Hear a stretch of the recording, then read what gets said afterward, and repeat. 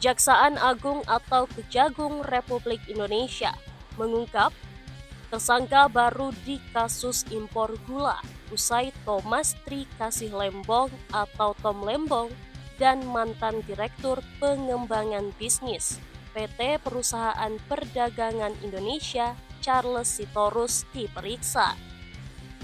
Terbaru, ada 9 orang yang ditetapkan tersangka.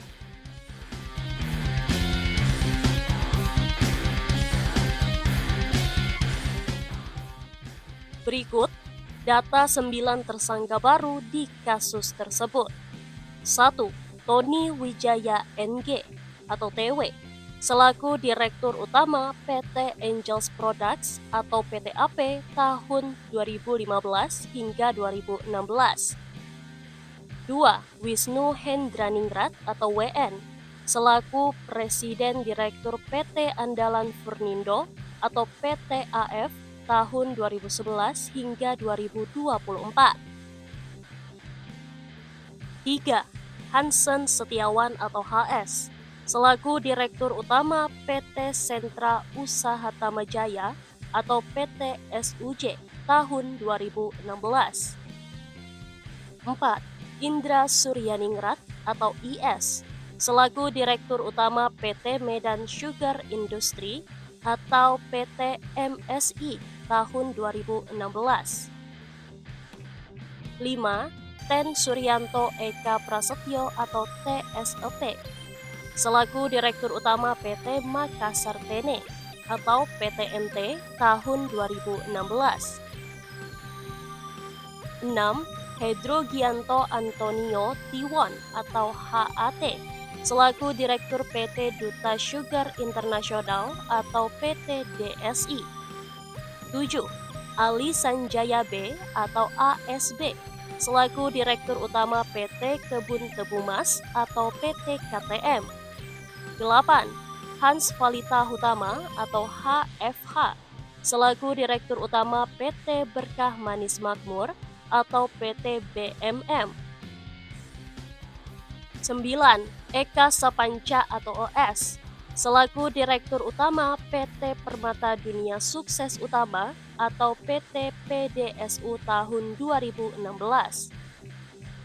9 tersangka dikenai Pasal 2 Ayat 1 dan Pasal 3 Junto Pasal 18 Undang-Undang Republik Indonesia Nomor 31 Tahun 1999 tentang pemberantasan tindak pidana dan korupsi, sebagaimana diubah dengan Undang-Undang Nomor 20 Tahun 2020. Abdul mengatakan dari 9 tersangka, 7 orang dilakukan penahanan rutan di Rutan Salemba Cabang Kejaksaan Negeri Jakarta Selatan. Sementara 2 tersangka telah dilakukan pemanggilan tapi tidak hadir. Duduk perkara. Kasus dugaan korupsi dalam impor gula pada 2015 hingga 2016 ini baru menjerat 2 tersangka.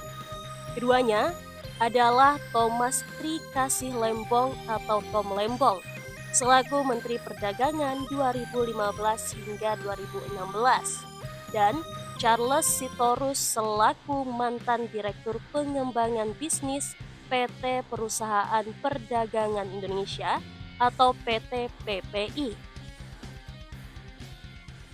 Dalam kasus ini ada beberapa istilah yang harus dipahami, yaitu gula kristal mentah atau GKM, gula kristal rafinasi atau GKR, dan gula kristal putih atau GKP.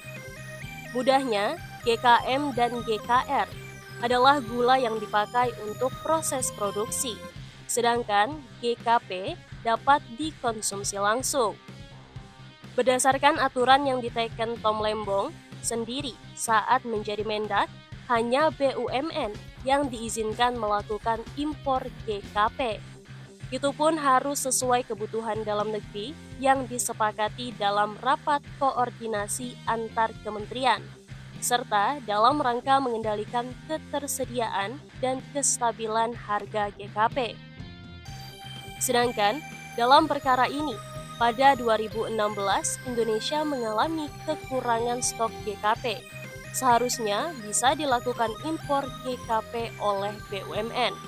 Namun, menurut jaksa, Tom Lembong malah memberikan izin ke perusahaan-perusahaan swasta untuk mengimpor GKM, yang kemudian diolah menjadi GKP.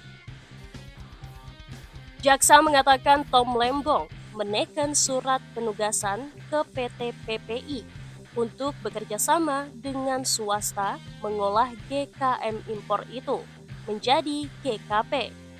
Total ada 9 perusahaan swasta yang disebutkan, yaitu PT PDSU, PT AF, PT AP, PT MT, PT BMM, PT SUJ, PT DSI, PT MSI, dan terakhir PT KTM.